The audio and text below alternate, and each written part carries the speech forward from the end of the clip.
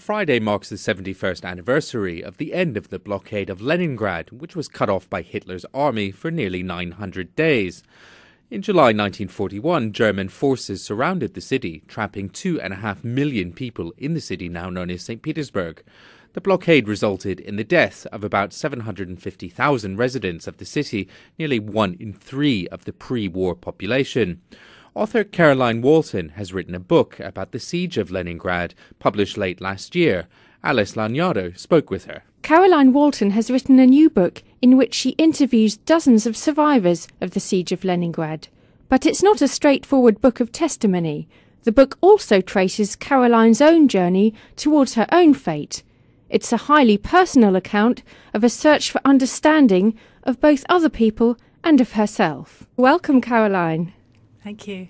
I'd like to ask you first of all, the siege of Leningrad was a terrible episode in Russian history. What drew you to it as a writer?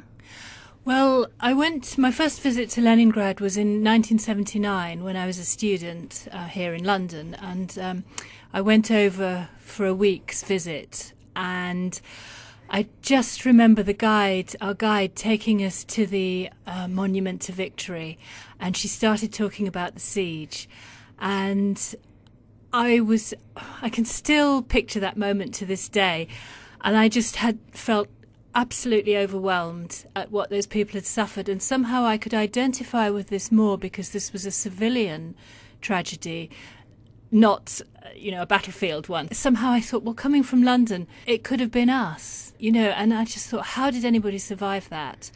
And later, when I had the chance in 1999 to go to St. Petersburg, I just really wanted to find out, that's all. And what started your interest in Russia? You've obviously got a serious interest in the place. You've lived in a communal flat. You know the place better than a lot of people, and you know a Russia that for some people has gone now. What started off your interest in the country?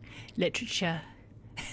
When I was a teenager, it was reading Dostoevsky, Tolstoy, later Solzhenitsyn, Chekhov, Turgenev, and so on. And I just thought, these books are amazing. I mean, these are the big questions of life. And what sort of country produced writers like these? So later on at university, I was studying Russian and Soviet history and politics to get a background. And then later on in my 20s, I started to learn the language because that was obviously necessary. And then when I had the chance, after the Soviet Union fell apart, I went to live in Samara on the Volga. Why Samara? Just because I happened to meet some people from Samara in London, and they put me in touch with their families and wrote me an invitation and facilitated the trip. But I really wanted to go to somewhere in the provinces to experience what the heart of Russia was like, because in a way, as London is not England, Moscow isn't Russia, so I wanted to go to a more typically Russian place, if you like. And what kind of circumstances did you live in? I read you lived in a communal flat and you enjoyed it. Yeah, I did. There's a question in your voice. Yes, for a while. For a while I rented a private flat, and for a while I was in a communal flat. And it's the Russian dushevnost, the warmth, and I was taken care of so well by these elderly ladies who didn't have very much, but it was a wonderful experience. So you decided to come back and write a book about the blockade. I'm still curious. There are so many subjects in Russia. This is one of the most terrible episodes in Russian history. Quite a difficult thing to tackle, and quite a sad thing to tackle. What was it that really drove you to write a book about this period rather than anything else, or something in the arts or culture? Because it's exceptional in human existence. I mean, no city has ever suffered such losses as Leningrad did during the war, civilian losses. And yet half the city survived. It was the human interest and the lessons that I thought Leningrad has something that we, particularly in the West, can learn from. What there was in the spirit of those people that enabled them to transcend their physical circumstances. It was a turning point in my life personally.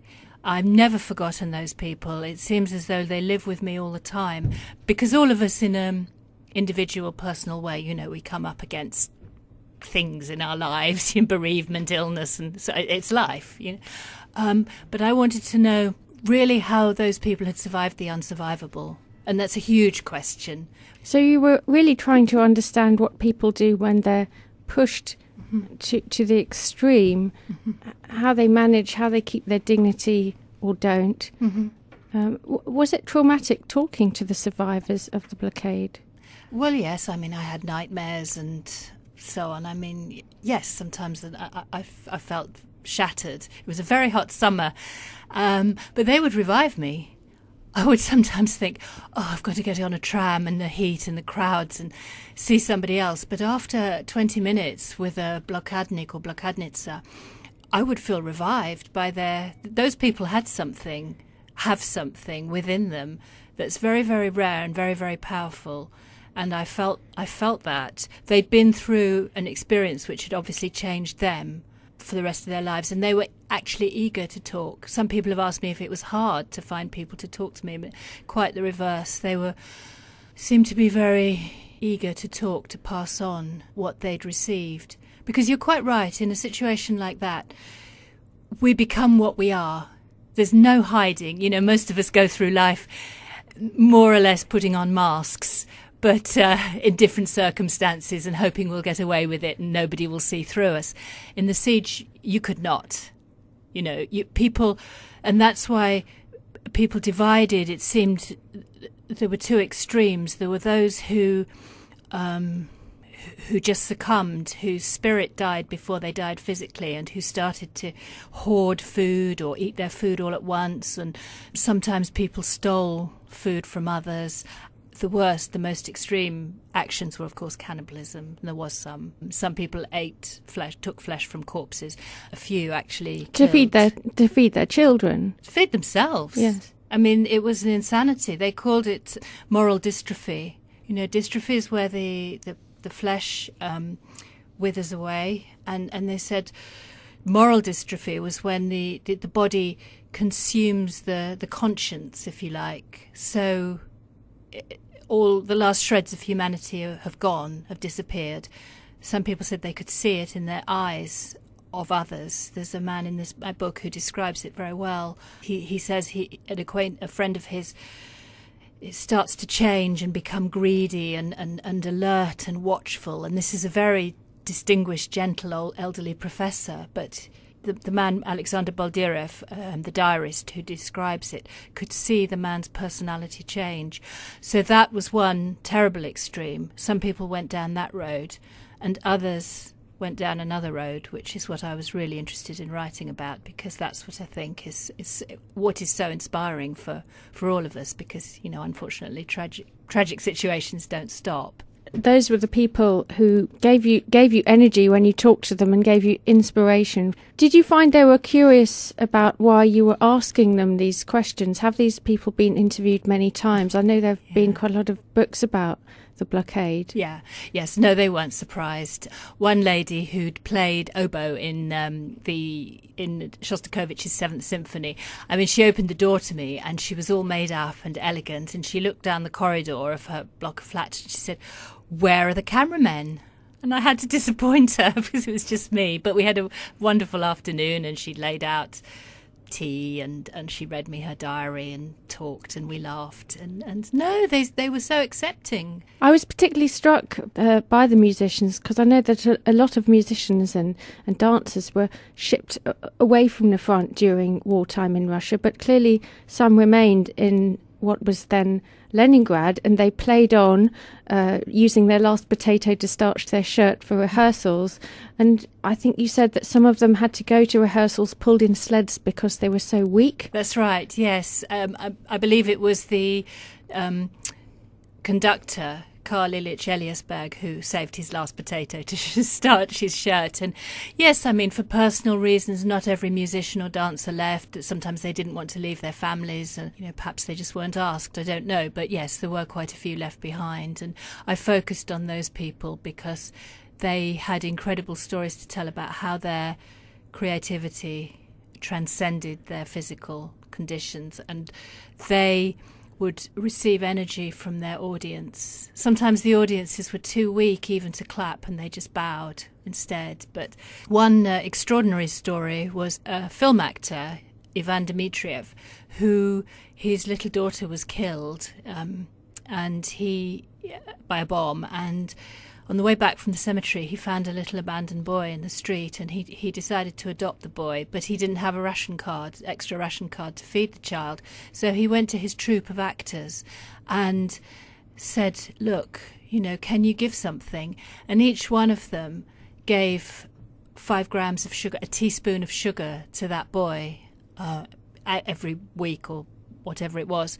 And in doing so, it helped to save them. They not only saved the boy, but they saved themselves, because the people who survived understood that it was those who gave who were more likely to survive, and it was the people who would grab their ration and run off into a dark corner and eat it all at once away from everybody else.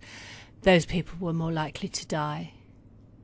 How fascinating and terrible. It's counterintuitive in a way. You think you just want to grab what you could, but actually those who survived understood that it was not about that. It was about giving and sharing, and also about using their own harnessing their own creativity to survive. And there were extraordinary stories in the book of people who, for example, the diarist who actually sat and wrote, and he said he would visualize as he wrote. He felt, on the one hand, he'd felt death sucking him towards it like water, so he had to fight against that current, and he did that by writing his diary. And he said, as he wrote it, he knew it would be the most important thing that he'd ever write, and he could already feel himself in a warm room with light and food, and the siege is over. He harnessed the power of his imagination to transcend his actual circumstances. Now, Caroline, your book is also about your own personal journey, isn't it? You've got Ivan, who keeps coming up throughout the book as someone who, I'm guessing as a reader, is someone who you were involved with in the past. And then right at the end, something fantastic happens, which is very Russian, very fateful. You open a door and you meet someone who later becomes your husband. Could you tell me a bit about this parallel story in the book? Oh, right, yes. In the book, I have, in my book, in the present day, I'm in St. Petersburg in 1999, but there are flashbacks to my time in Samara in 1993. And because the man I'd known there, Ivan, had been the son of a siege survivor, so I also wanted to show how the legacy of the siege lived on in the children of survivors and so on. And fate, yes. So after that was all over and that relationship ended, much later, many years later, I was in London, and yes, and then this man literally turned up on my doorstep, and I started talking to him, saying that I'd lived in Russia, and it turned out that his grandmother had actually lived through the siege of Leningrad. So I thought there's some sort of fate here that really draws me towards the siege. And as I say, I've learnt it changed my life doing the research for this book, because those people will and their experiences will never leave me.